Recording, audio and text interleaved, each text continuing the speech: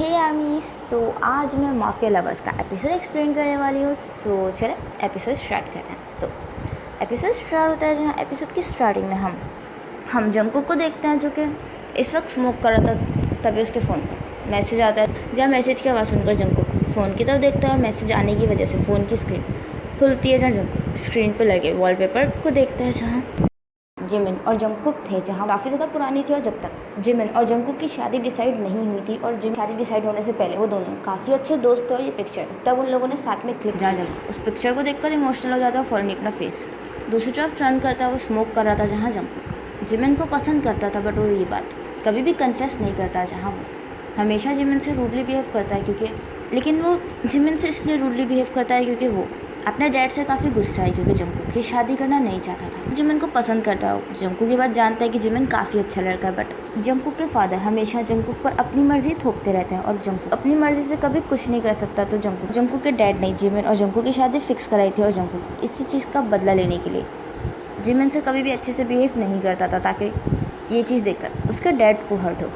लेकिन अभी जंगकुक सच में जिमिन के लिए बहुत परेशान था। तभी जंगकुक दरवाज़ा खुलता है, जहाँ जंगकुक दरवाजे की तरफ देखता, तभी उसके डैड रूम के अंदर आते हैं, जहाँ ये देखकर जंगकुक इमीडिएटली सिगरेट नीचे की तरफ फेंक देता। तभी उसके डैड ये चीज़ नोटिस कर लेते हैं। वो कहते हैं कि तुम स्मोक कर रहे थे। जहाँ जंगकुक आइजोल करता अपने डैड की तरफ देखता है। उसके डैड कहता है कि तुम्हें क्या लगता है सिगरेट छुपा दोगे तो मुझे पता नहीं चलेगा। रूम की हालत देखो, कोई भी इस रूम में घुसते ही कह सकता है कि तुम स्मोक कर रहे थे। जैसे मैं ये कहने नहीं आया था, मैं ये कहने आया था कि कल तुम्हें और शुगर को साथ में डेट पर जाना है, तो तैयार रहना। जा जंगकुक जान लगता है। इस पर जंगकुक कहता है कि एक सेकंड डैड, आपने क्या कहा? जा जंगकुक टर्न होता है। जंगकुक इधर देखता है। इस पर जंगकुक कहता है कि मैं समझा नहीं, आपका क्या मतलब था मुझे और शुगर को?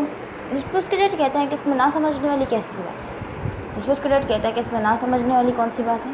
तुम यंग हो, शुगर यंग है।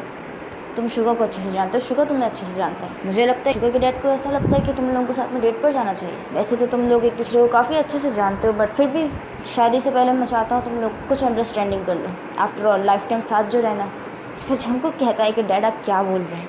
मैं शुगर के साथ डेट पर कैसे जा सकता हूँ? मेरी इंगेजमेंट तो जिमिन के साथ। जिस पर जंगकुक के डैड जंगकुक की तरफ देखता है, कहता है कि अभी हुई नहीं थी। इस पर जंगकुक कहता है कि क्या?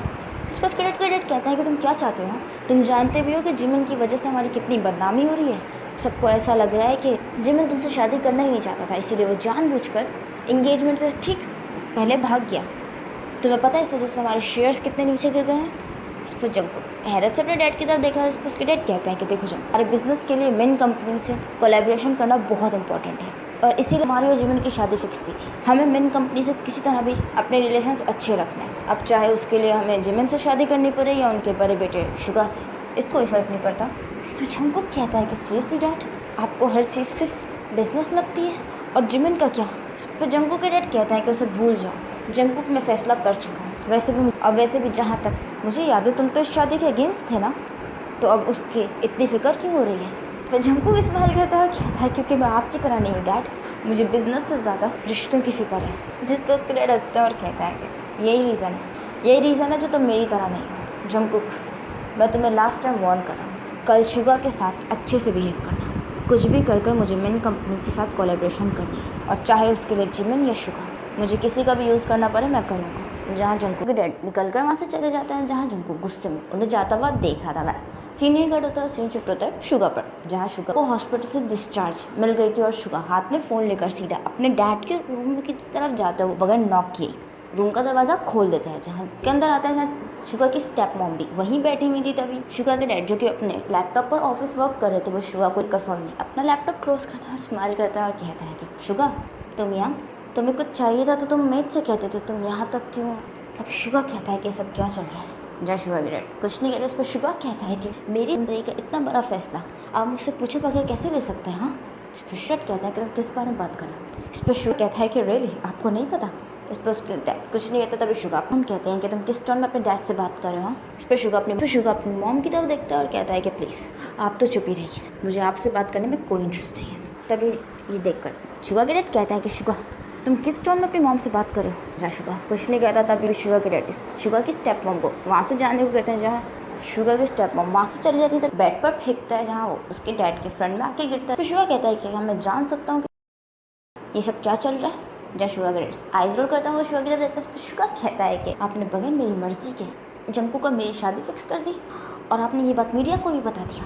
आप ऐसा कैसे कर सकते हैं डैड? जिस पर शुगा के डैड कुछ नहीं कहता। इस पर शुगा कहता है कि ये जानने के बाद भी कि जिमिन जंकुक से प्यार करता है और उन दोनों की शादी होने वाली थी, आप मेरी और जंकुक की शादी कैसे करवा सकते हैं? जिस पर उसको डैड कहता है कि शुगा देखो, तुम जानते हो कि जियान कंपनी के साथ हमारी कोलैबोरेशन कितनी ज़रूरी है, इसीलिए मैंने बहुत सोच समझ के स्टेप उठाया है। और वैसे भी तुम तो जंकुक को पसंद करते हो ना। शुगा कहता है डैड आप ये दिखाना चाहते हैं कि आपको मेरी फ़िक्र है और आपने मेरे लिए सब कुछ किया है, पर सच तो ये है कि आपने अपनी कंपनी को बचाने के लिए सब किया है। अगर आपको मेरी और मेरी फीलिंग्स की इतनी फ़िक्र होती ना तो कभी जिमिन और जंकुक की शादी फिक्स ही नहीं करते हैं।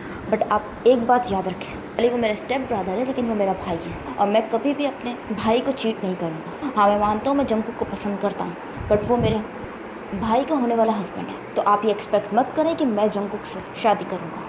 और ये जो भी आर्टिकल्स हैं ये सब कल तक रिमूव हो जाने चाहिए। अगर किसी की शादी होगी तो वो जंकुक और जिमिन की होगी। जहाँ शुगा की डैड कुछ नहीं कहता। शुगा गुस्से में रूम से निकल कर चला जाता है। जहाँ शुगा इस वक्त काफ़ी गुस्से में था।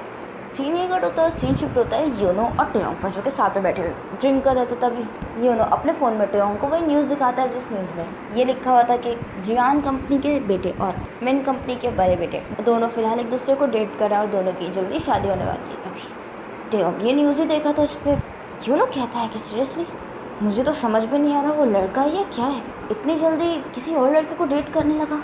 अभी तो जिमिन को गायब हुए वैसे ऐसे 3 दिन भी नहीं हुए। मुझे लगा था कि ये बात सुनकर वो टूट जाएगा। वो तो इतना पत्थर दिल है, उसे इस बेचारे की तो कोई फिक्र ही नहीं है। वो तो किसी और उल्टा वो तो उसके भाई को डेट कर रहा है। मैंने ऐसा एक्सपेक्ट नहीं किया था। जटे योनो की बात का कोई जवाब नहीं देता। वो स्टिल उस न्यूज़ की तरफ देख रहा था। इस पर योनो कहता है अब क्या, हमारा बदला तो पूरी तरीके से फ्लॉप हो गया, तुम कुछ बोल क्यों नहीं रहे? टेयोंग स्माइल करता है और कहता है कि मुझे पता था ये लड़का किसी का सगा नहीं है, लेकिन तुम घबराओ नहीं। जिमिन के गायब होने से इसे कोई फ़र्क ना पड़ा, ये बर्बाद होना शुरू हो गया। इस पर योनो कहता है कि क्या मतलब, तुम क्या कहना चाह रहे हो? इस पर टेयोंग कहता है कि तुमने जियान कंपनी के शेयर्स देखे, कितनी स्पीड से नीचे गए। ऑलरेडी सबको ये लगता है कि जिमिन जंकुक को पसंद नहीं करता था, इसीलिए वो शादी से भाग गया। सोचो अब जब ये न्यूज़ लोगों में फैलेगी तो सब लोग कितना हैरान होंगे। बट सोचो अगर ये बात फैल जाए, जियान कंपनी के इकलौता बेटा रिलेशनशिप में होते हुए भी अपने फियांसे के स्टेप भाई को डेट करा, तो सोचो जियान कंपनी की तो बैंड बज जाएगी। और अगर कंपनी की बैंड बजी तो ऑब्वियसली इसका इफेक्ट जंकुक पर भी होगा,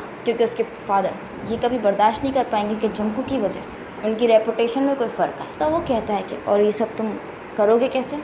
जहाँ टेयोंग जिस मत करता है वो योनो की तरफ देखता है और कुछ भी नहीं कहता। जहाँ टेयोंग के माइंड में इस वक्त बहुत ही कुछ इवल चल रहा था। इसी के साथ ये एपिसोड यही एंड होता है। आई होप आपको एपिसोड पसंद आया हो तो प्लीज़ कमेंट करके ज़रूर बताएगा एपिसोड को कैसा लगा एंड स्टोरी कैसे चल रही है। एंड अगर स्टोरी पसंद आ रही है तो लाइक ज़रूर कीजिएगा, कमेंट ज़रूर कीजिएगा, मेरे चैनल को सब्सक्राइब कर दीजिएगा, मेरे बाकी के चैनल्स को भी सब्सक्राइब कर दीजिएगा, मुझे इंस्टाग्राम पे फॉलो कर लीजिएगा। अपना ख्याल रखिएगा एंड थैंक्स फॉर वॉचिंग।